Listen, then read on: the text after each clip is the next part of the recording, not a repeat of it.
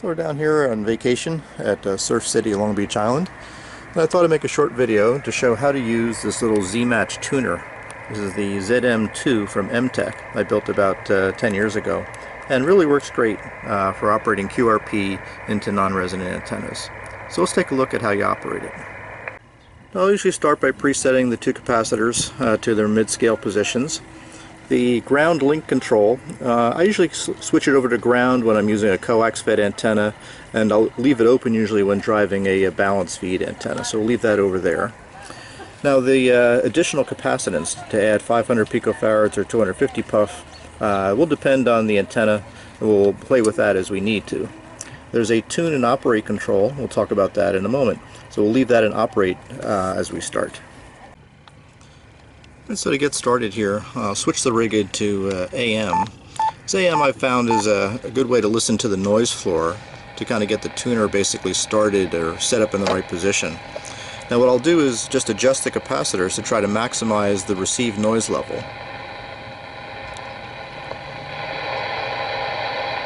And it's probably right about in that neighborhood we've maximized the receiver noise level.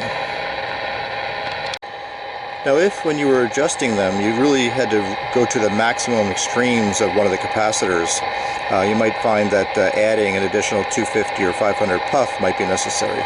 But in our case here on the lower portion of the 40-meter phone band, we're okay with this antenna the way we are. Okay, let me turn the volume down so I don't have to listen to the noise here. Next thing we'll do is switch from the operate mode into tune. Now what this does is it inserts a resistive tuning bridge in between the tuner and the radio. So that does two things. One is it allows the transmitter to see a good 50 ohm load, so it'll put out the rated power and won't fold back on SWR. But at the same time, it also gives us a visual indicator on this LED of the reflected power. And the idea is we're going to just adjust the tuner to make the LED go out. Okay, so ready, I'll key up the radio, and we adjust the knobs here. We can actually see that LED come on when I've got a higher SWR and then dim out and come back on again. So the idea is to find that point with the two capacitors where the LED stays out. And it looks like I was actually pretty close with my pre-tuning just to minimize noise. And once we've done that, then we can switch back to operate and switch to the mode we want to operate on, and we're good to go. And now just to verify that we've actually found the minimum SWR point, I switch back over to AM. I actually have the meter set up to show SWR. So if I key, let's switch that back off.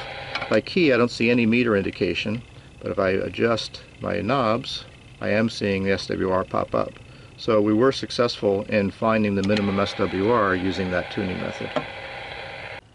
Yeah, so this little ZM-2 Z-Match tuner by Emtech, great little lightweight, easy to build tuner that is a great addition to your Go kit to operate portable out in the field with non-resonant antennas. Anyway, I hope you enjoyed this video from the beautiful Barnegat Bay, Long Beach Island, just outside of Surf City. And if you like what you see, give me a thumbs up. If you'd like to subscribe, please do so, and we'll look for you again next time. Thanks for watching.